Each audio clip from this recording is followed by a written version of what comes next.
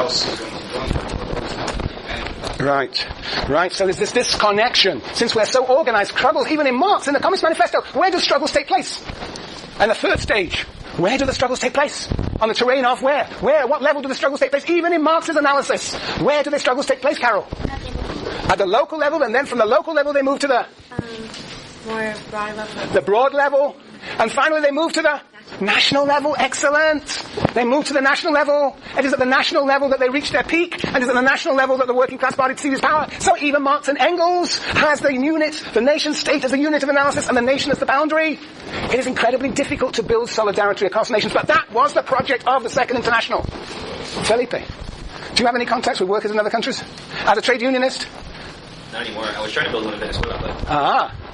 You were you?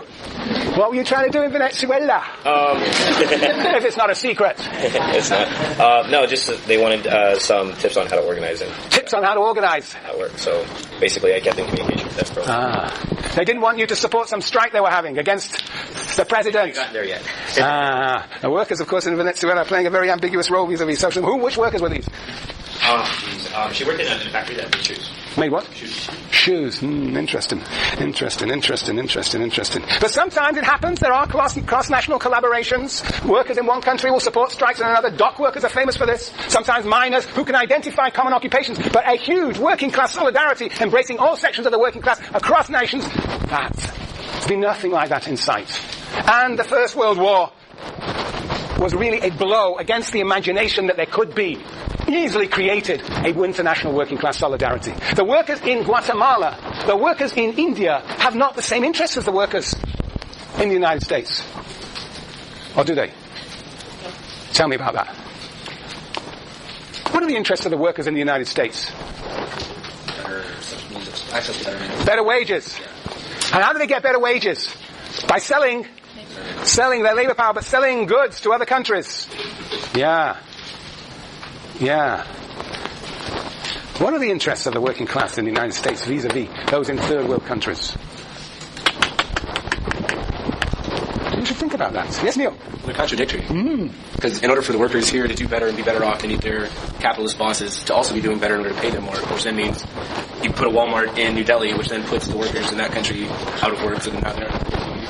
Right, so of course actually putting a Walmart in New Delhi may actually take jobs, takes jobs away from here, so there's a tension in that regard. But also if you're working for a company that is producing cars, you want to increase the wages of your car workers here. You want to be able to sell those cars to other countries. You want to actually enforce and incorporate those other countries into your domestic market. That can often lead to opposition. Okay, there are many sorts of struggle. The point is, it didn't work. 1914 is that moment where the working class in Germany recognized its national affiliations and national commitments. Very good. And so, the Social Democratic Party in Germany which was the Socialist Party, had to think about what it was indeed up to. Now, what was this Socialist Party, the SDP, the Social Democratic Party? It was a very interesting party in that after 1890, when the laws against organizing were repealed, this party became more and more powerful in the ballot box. The Social Democratic Party, like the Democratic Party here, but perhaps with a more stronger commitment to those socialist characteristics of redistribution and fighting for the working class. But that Socialist Party, the SDP, actually became more and more powerful by getting more and more votes. In 1887, it had 10% of the popular votes, but by 1903, it had 32% of the popular votes. But as it became more popular, Katie, what happened to it, do you think? As it became supported by more people, what happened to this Socialist Party? It became... What do you think, Marianne? Sam? Diluted, yes. In what sense? Sienna? It could have lost its ideals, yes, indeed. Diluted, lost its ideals, becomes, yes, Matthew? There were divisions in the party itself, but overall the party became more popular, became in a sense more reformist.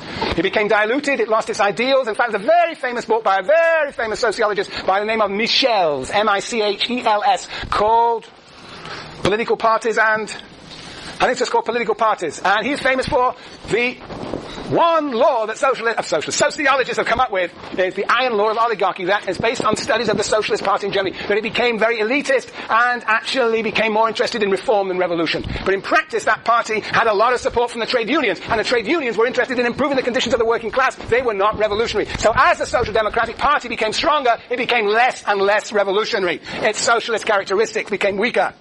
So that's on the one hand, the Social Democratic Party becomes more a party of reform, like your Norwegian Social Democrats. On the other hand, what was happening to capitalism?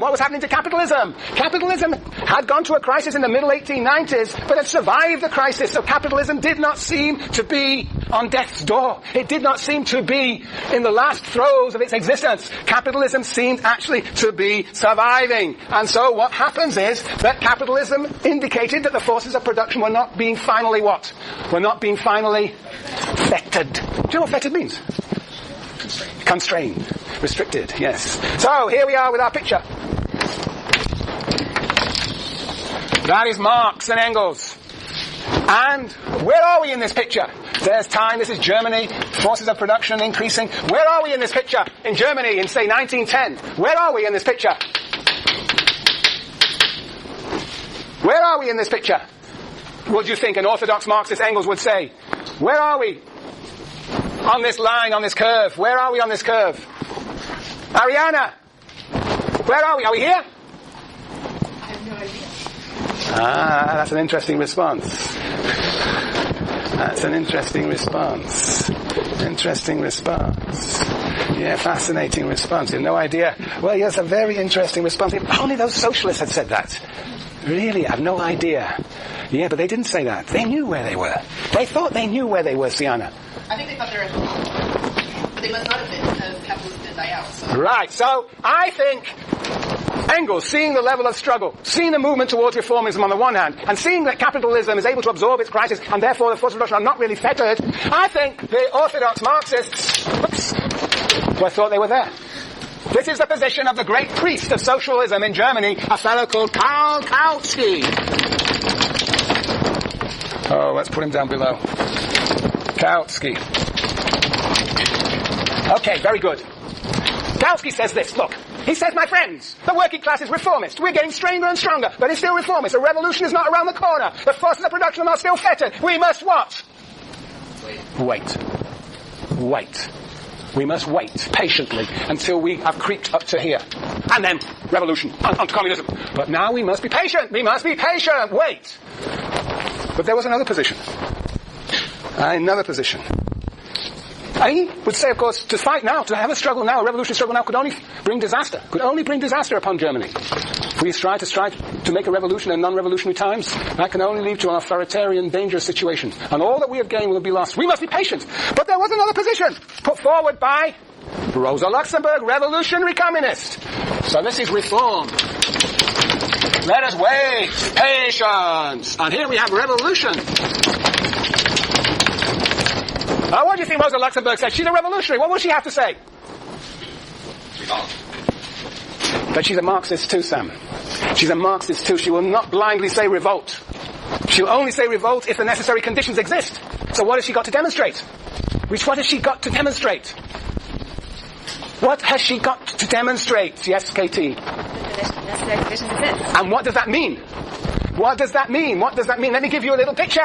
Another picture. Where are we on this picture then? All the way at the top. We're here. Rosa Luxemburg says we are here. And she writes a brilliant book called The Accumulation of Capital, published in 1913, where she demonstrates that capitalism has finally reached its final crisis. And her argument is an extension of Engels, that in fact, capitalism generates its crises of overproduction. It absorbs those crises only insofar as there are populations in the world that can be absorbed into the new market, that can be created, that can be established as consumers. But the world, by 1913, has been what? Divided up. Amongst all the imperial powers, Germany, Russia, England, the United States, the world is divided up. So what can happen is only what? When you have a crisis of overproduction, there's no other areas for capitalists to conquer, no other markets to conquer, so the only possibility is what? The only other possibility for capitalists in Germany or capitalists in England is to do what, Jason? Take some other capitalist markets, and that involves what, Chelsea? Oh, I was going to say destroying the forces of production.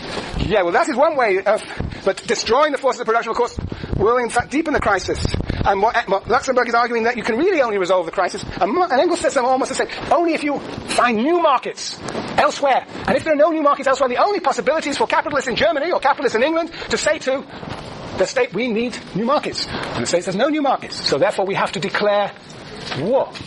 Because we have to re-divide the world. And so what she predicts, and Lenin too, predicts that there will be an outbreak of war, but it is the last legs of capitalism, when capitalists start fighting one another at this moment of deep crisis. So, she argues, theoretically, capitalism is on its last legs economically.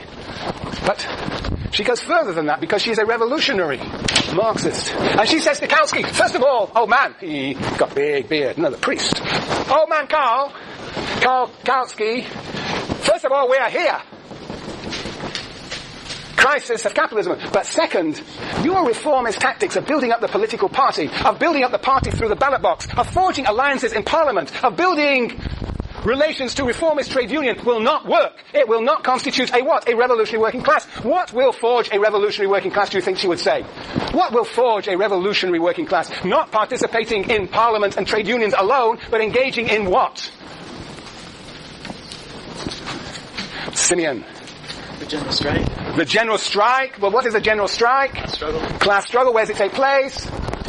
Everywhere. Everywhere, but in particular, where does it not take place? Where do you think strikes take place first and foremost? The workplace. In the workplace, and they don't take place in legislature, in parliament, in Congress. They take place outside parliamentary politics. They're extra parliamentary. They take place in the living places of the working class, in the neighborhoods of the working class, and in the factories. And she calls it a mass strike, not a general strike. And there was a mass strike in Russia in 1905, and that is her model, in which the working classes of a nation combine and strike.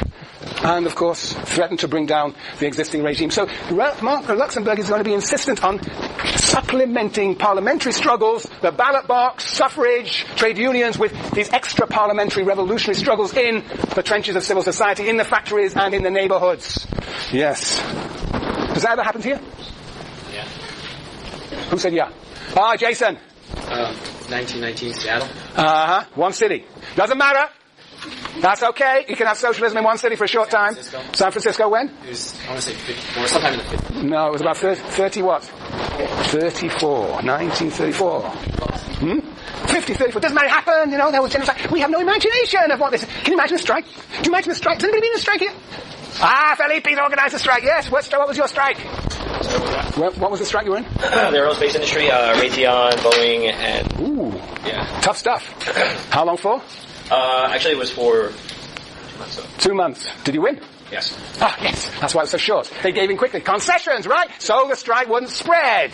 Yeah, you make concessions, right? But yes, there have been more periods of more militant labour movements in this country. Of course, the 1930s was a period of great militancy of working class movements. There's never been quite a national general strike in this country. There has in England, a very famous one, has in France, and that's why, of course, that's why McCain says, oh, those people in Europe, they're a bunch of socialists. Yeah, they know. They've got a history and a legacy of those periods of class struggle. There have been intense class struggles in this country, but they tended to have been more fragmented. Citywide, perhaps. Industry-wide, perhaps. And often put down with great force, if not with concessions.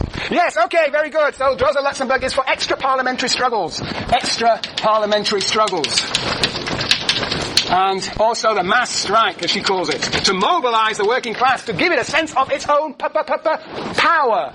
Yes. And then there's a third point, a very crucial point in Rosa Luxemburg. Rosa Luxemburg is indeed a Marxist, you might say almost an orthodox Marxist. She only disagrees with Kautsky because she says we are here rather than here. You might think, well, why bother to organize struggle? Well, I might think, why organize a party? Why organize a mass strike? If we're here, then Bob's your uncle. And she says what? She